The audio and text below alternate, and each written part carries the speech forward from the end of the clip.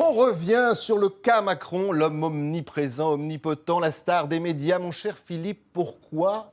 Et la première question, pour qui roule Macron?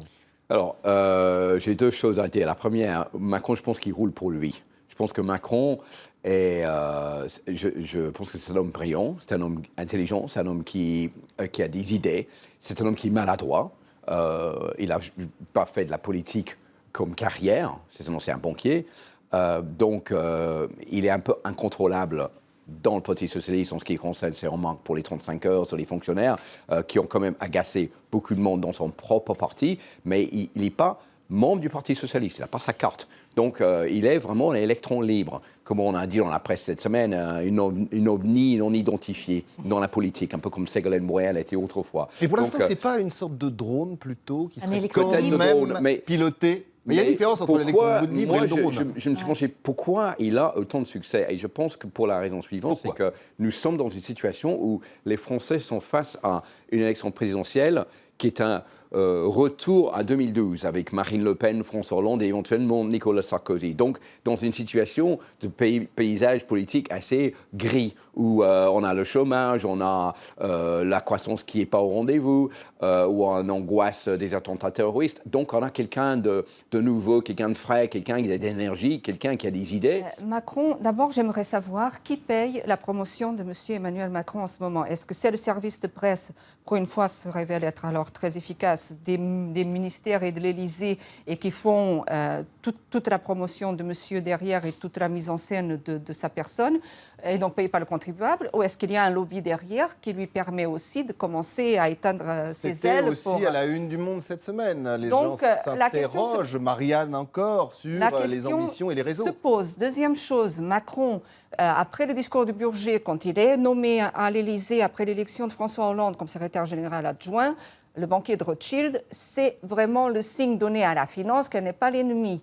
Donc, troisième chose, c'est Macron quand même qui a piloté ce virage, il était encore à l'Élysée, ce virage de l'administration, on va dire, Hollande, vers une politique de droite, comme disait Mustapha tout à l'heure, notamment avec les 40 milliards donnés aux industriels, aux grandes entreprises du CAC 40, parce qu'il n'en a pas donné aux petites entreprises. Alors justement, c'est intéressant ce que vous dites, parce qu'il y a le troisième homme. Il y a Hollande, on n'a juré que par Valls, maintenant c'est que par Macron. Est-ce que Macron, ce sera le poisson pilote de 2017? Est-ce que ce sera, on peut en reparler, le candidat en 2022? On se souvient quand même de Manuel Valls, c'était presque le meilleur d'entre nous, mais quand même, petit moment d'histoire, pour ne pas se tromper, c'était le 22 octobre 2014, nous étions à l'Élysée. Écoutez. Une des figures qui vous sert de référence, c'est celle de Clémenceau.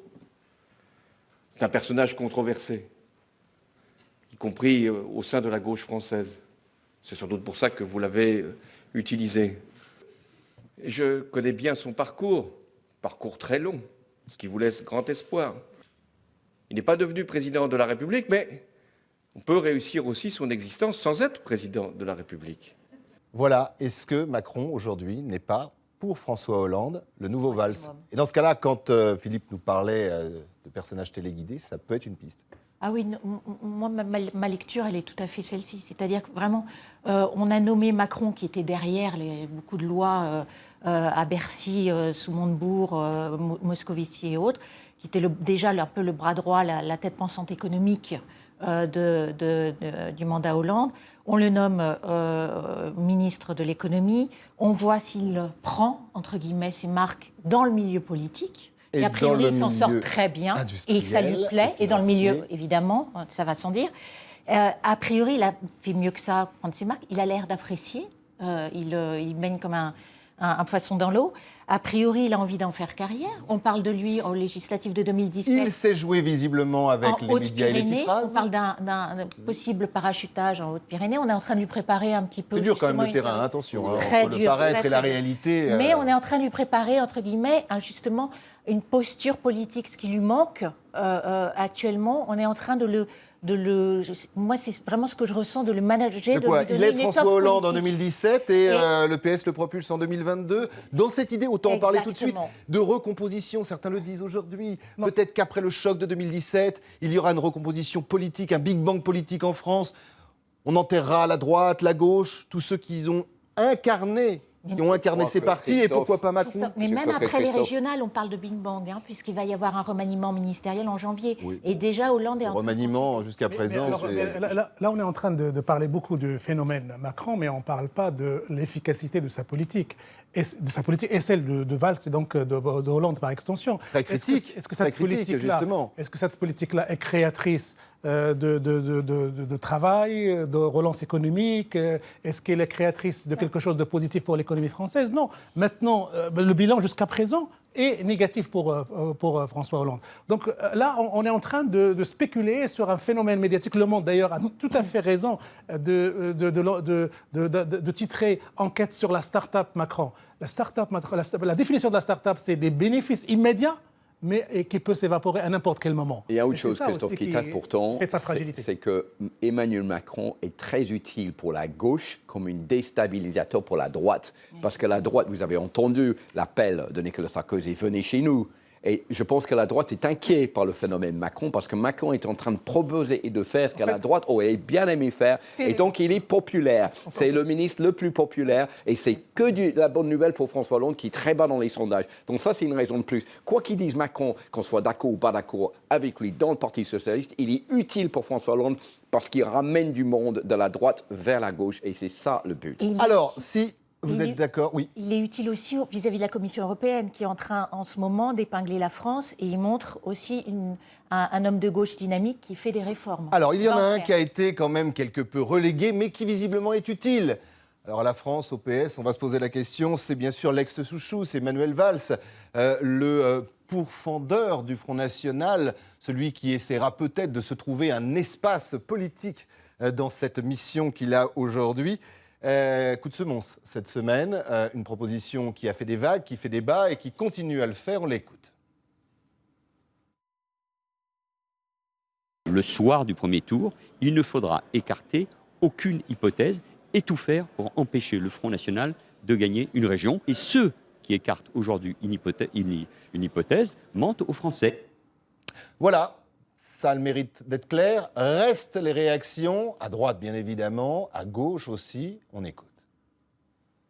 À chaque fois qu'il intervient, le Front National monte. Parce que justement, il incarne le degré zéro de l'autorité, parce que son bilan sera sans doute un des plus médiocres qu'il se taise, monsieur Valls. Je crois que pour Manuel Valls, le problème, le drame, c'est la démocratie en réalité.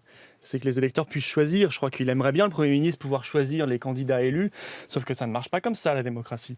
Il devra, si le Front National gagne des régions, se soumettre ou se démettre. Qu'est-ce que vous en pensez de cette...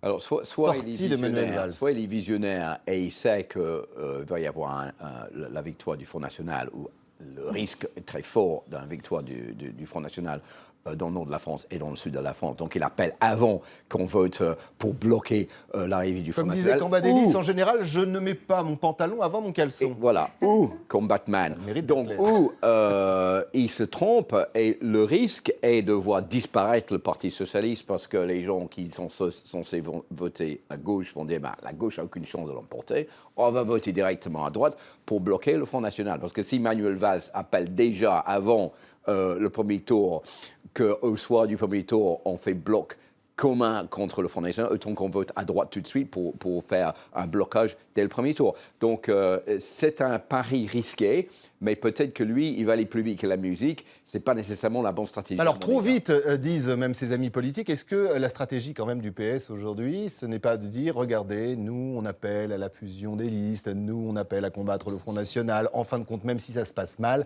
nous, on sera le vrai parti anti-Front National et quelque part avec l'idée de recomposer à gauche, là où ils ont perdu du terrain.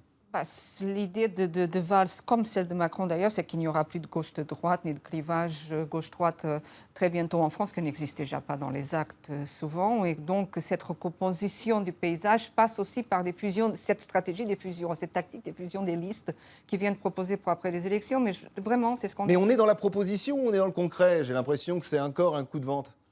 On est dans la proposition pour l'instant, on n'est pas dans le concret, ce n'est pas prêt de se faire dans ce pays, à mon avis, mais il pose des jalons pour après les Parce que même les candidats de gauche dans ces régions... Il faut voir ce que les électeurs vont faire. C'est même impossible en une semaine. Et ça ne Il faut voir ce que les électeurs vont faire, parce que souvent les électeurs, ils ne suivent pas les conseils, les consignes de vote des hommes et des femmes politiques. C'est une manière de prendre de la hauteur, de reculer, de dire voilà, je suis consensuel, exactement ce que vous dites. Et en parlant, Philippe, ils ne suivent pas, je vous propose d'écouter Marine Le Pen.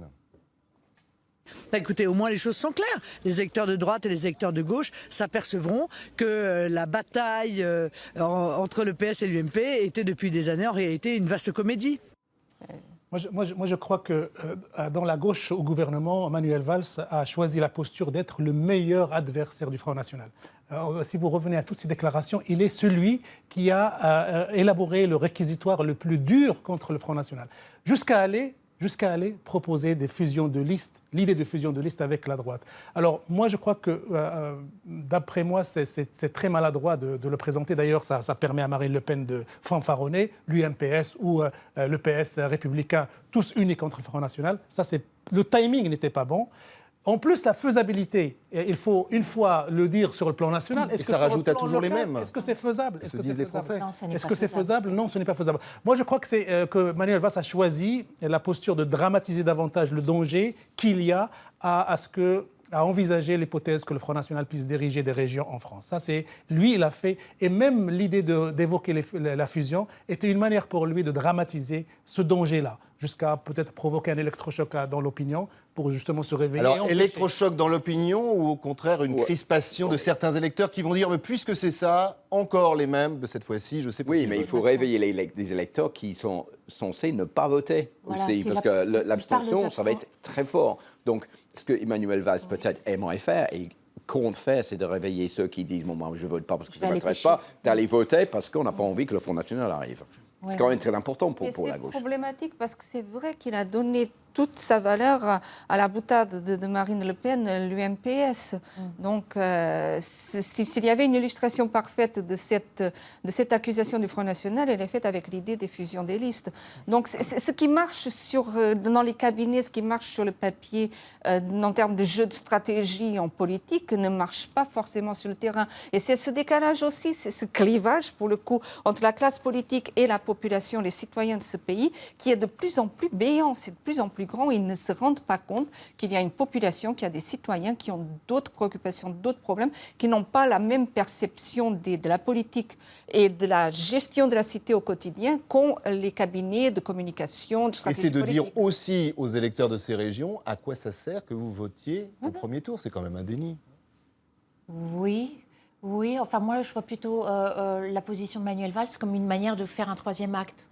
C'est-à-dire, il va y avoir le premier, deuxième tour. Troisième tour, ce sera ce côté, vous voyez, comme j'ai été consensuel, comme j'ai su anticiper qu'il fallait à un moment donné, parce qu'on sait très bien que le FN risque de premier tour marqué, mais au deuxième tour, il aura beaucoup de mal à remporter quand même une région. Le troisième tour, en fin de compte, c'est pour Manuel Valls, c'est pour lui. Voilà, c'est-à-dire que je me place, même si je pars du gouvernement. Regardez par rapport à Macron, je suis. S'il y a une dissolution, s'il y a un nouveau gouvernement, un changement, je me replace et je serai l'homme qui a combattu le Front National, c'est ça? Exactement. Oui, je crois que c'est ça. Son pari, c'est ça, c'est d'être à gauche celui qui a porté la parole la plus dure à l'égard du Front National. C'est un investissement à long terme, peut-être qu'il va l'exploiter plus tard. Voilà, nous avons François Hollande, Emmanuel Macron, Manuel Valls, chacun ses positions. On y reviendra ensemble, mes amis. En attendant, excellent week-end. L'information continue sur la chaîne.